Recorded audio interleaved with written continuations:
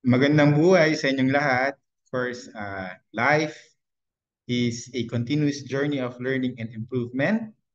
So today, whether you're feeling excited, feeling tired, or unsure, remember you are here for a reason. So let's make the most of it and create something meaningful today.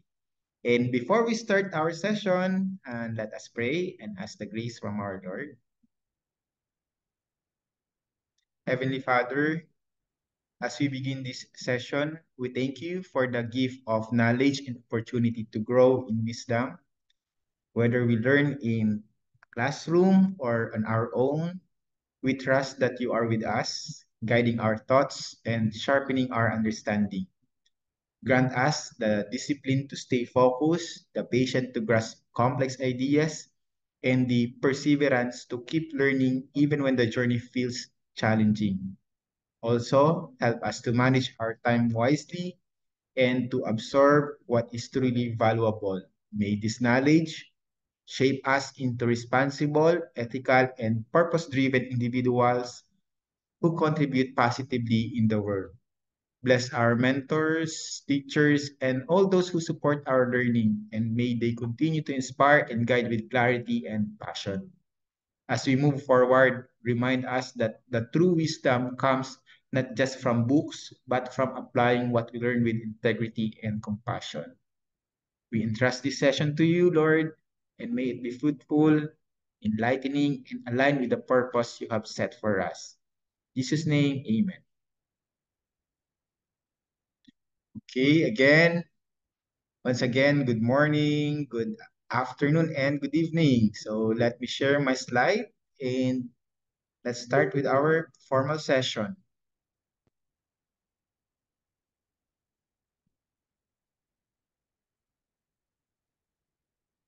Okay, wait for a while.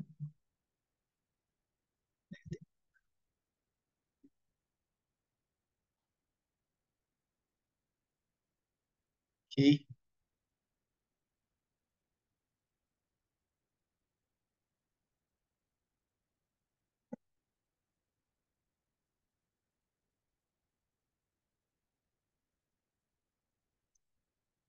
okay. Today we're diving into a very important topic. Of course, let's talk about the board of directors and its committees. And bakit nga ba mahalaga ang BODs o yung board of directors sa isang kumpanya? Pwedeng sila na ba ay pang-display lang sa mga website for the transparency? Definitely not. Okay? They are the ultimate decision makers in a company. So they ensures that everything runs smoothly and that the business is on the right track. So that's the main purpose of the BODs. And think of them as the big bosses behind the scenes.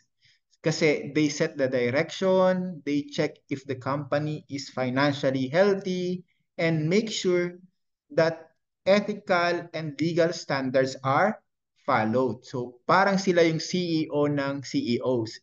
They oversee everything but don't handle the day-to-day operations. Okay.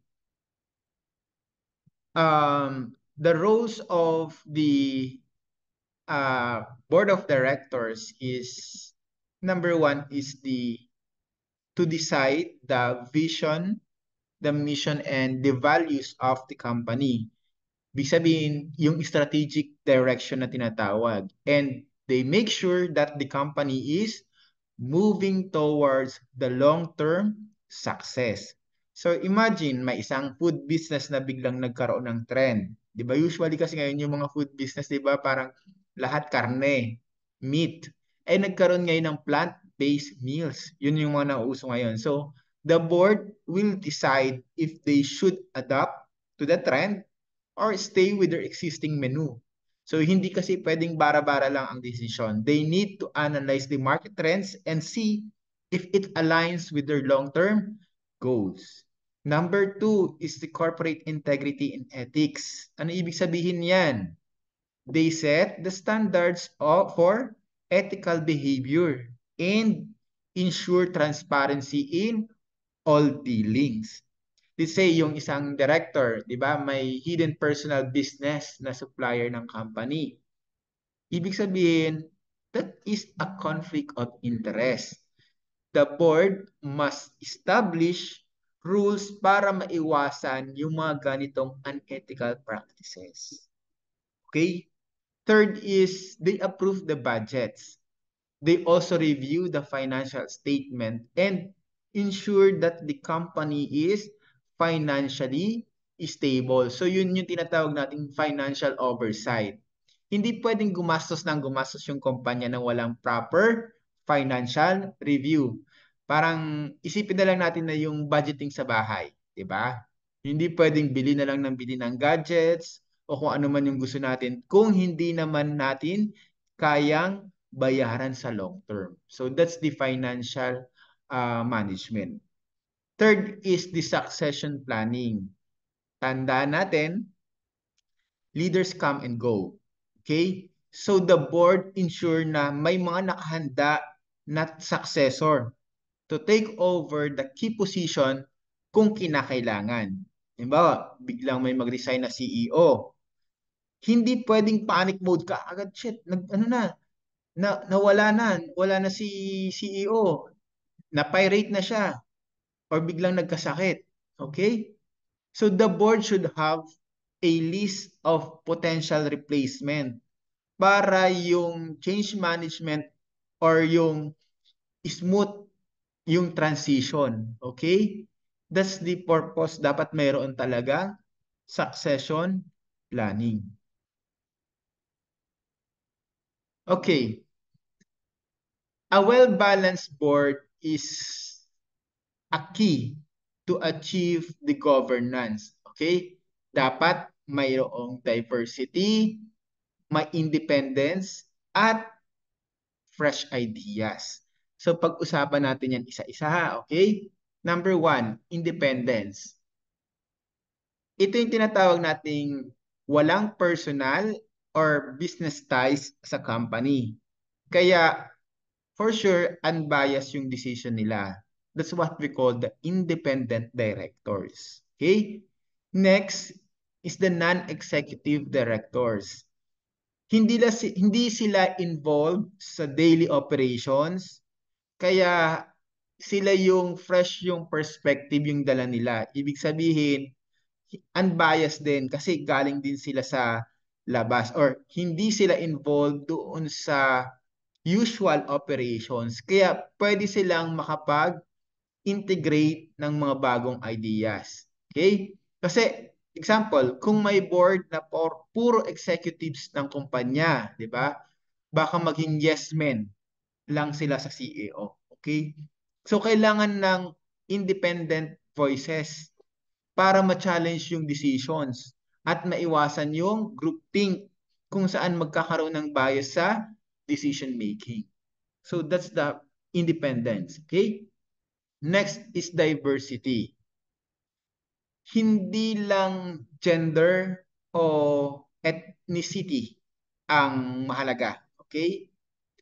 Professional background and experience matter too. Okay? Dapat mas mainam may iba't ibang expertise para well-rounded yung board.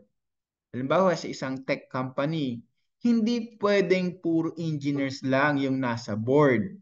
Kailangan mayroon ding financial expert, may legal advisors, at mayroong marketing professionals para kompleto Ricardo, well-rounded yung decision making. Kasi isipin nyo na lang kung yung isang team ng basketball player, di ba? Puro point guards, kulang sa balance at mahihirapan ito sa iba pang aspeto ng laro. Okay? Next is the tenure and term limits. Too much tenure, yan. Okay, masyadong mahaba can lead to stagnation. Okay? While too short can lead to instability. Okay, gets? Ulitin natin. too much tenure can lead to stagnation. Okay? While too short can lead to instability. So, ang tamang balanse ay kailangan ma-maintain para fresh yung ideas, pero hindi dapat nawawala yung experience at stability. Diba? Parang sa gobyerno, may term limits ang public official para hindi sila magtagal sa pwesto at magkaroon syempre ng bagong perspective. Kasi kung masyado nang matagal sa board yung isang director, baka maging masyado siyang attached sa status quo at hindi na magiging open sa innovations. Eh, yan na yung usual na ginagawa natin. Ayos naman eh. Yon, kung masyado nang matagal, di ba?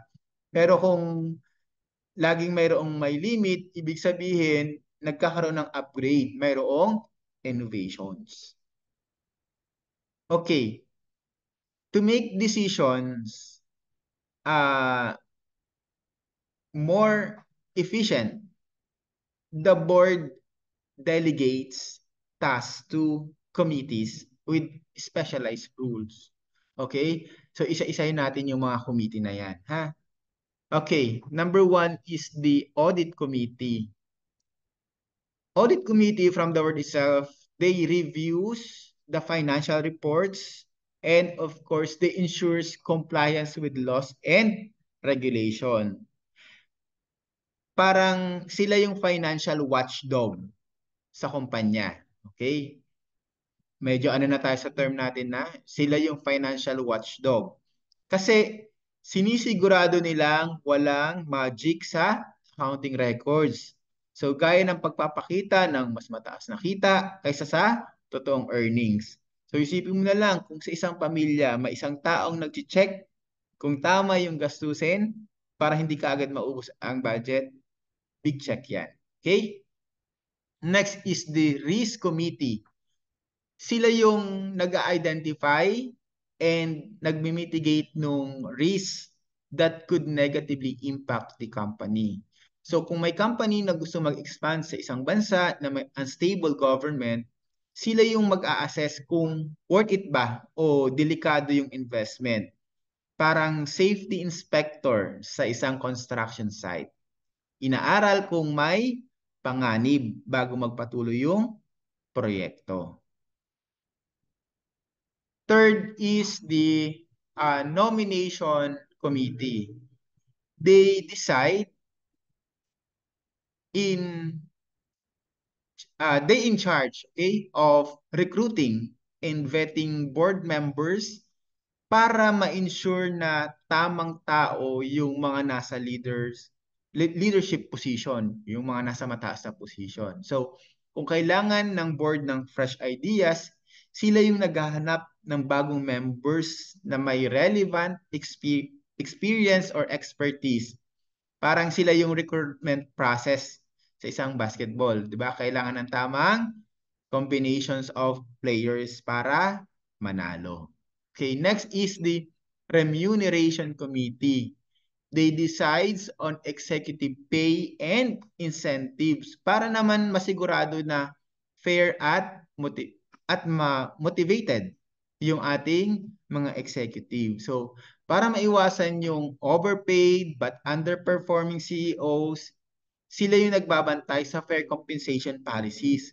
Kung sa isang kumpanya, halimbawa, ang CEO ay kumikita ng sobra, kahit bagsak yung kita ng business, sila yung mag-aayos nito para maging fair. Okay? The next is the Corporate Social Responsibility Committee. Ang focus nito ay yung sustainability, community engagement, and the ethical business practices. Companies like Unilever and the Nestle, di ba? They invest in eco-friendly projects at community programs dahil sa recommendation ng CSR committee. So parang charity team yung kumpanya. Tinitiyak nila na may magandang epekto yung business sa lipunan. Okay, next is the board performance evaluation. So even the board itself needs to be assessed regularly para ma-maintain yung efficiency and the what we call accountability. So number one, dyan ay yung evaluation criteria. Dito, sinusuri yung leadership, decision-making effectiveness, the financial oversight, at yung engagement sa kumpanya. Tulad ng performance review ng employees, dapat mayroon silang sariling evaluation din sa board para matiyak na epektibo silang gumaganap sa kanilang tungkulin. The second one is the feedback mechanism. Sometimes anonymous surveys and peer reviews yung ginagamit para magkaroon ng honest and objective feedback. Bawa kung may isang director na laging absent o hindi nagbibigay ng valuable input, dito malalaman niya sa feedback at magkakaroon na ng chance na pwedeng maitama ito. Okay? Next is the development plans. Training programs, workshop, yan, yung mentorship initiatives para mapahusay yung kakayahan ng board members. Parang tulad ng mga leadership training para sa mga managers, may ganito rin sa board para manatiling updated sila sa mga best practices sa corporate governance. And of course, the public disclosure. Transparency sa evaluation result. Yan yon. Para magkaroon ng tiwala ang mga shareholders at stakeholders. So kung ang kumpanya ay nagpapakita ng annual report tungkol sa board performance, nagiging mas credible ito sa publiko. Okay? So, bakit nga ba mahalaga ang board of directors at committee? Simple. Because they ensure that the company is run properly, ethically, and sustainably. Okay? The board is not just a group of high-profile individuals sitting in a fancy offices. They are the heart and brain of the corporate governance. Without them, okay, a company could easily fall into mismanagement, maaring magkaroon ng financial troubles or ethical standards. Okay?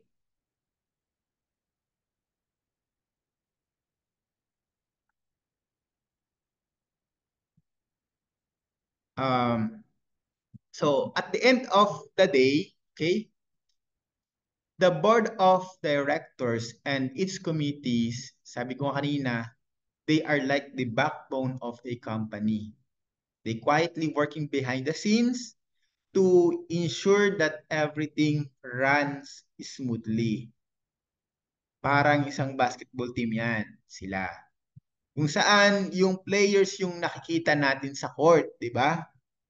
Pero sa likod nila, behind them, may coaches, tama? May strategies, at mayroong managers na gumagawa ng game plan. So the board ensures that the company doesn't just survive, but thrives. Okay?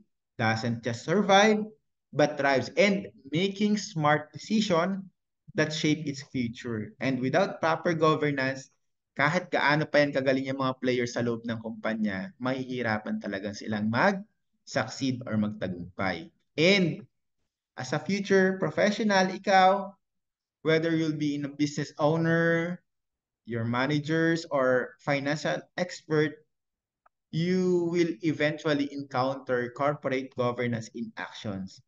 Some of you might become part of the board someday. And what is the key takeaway?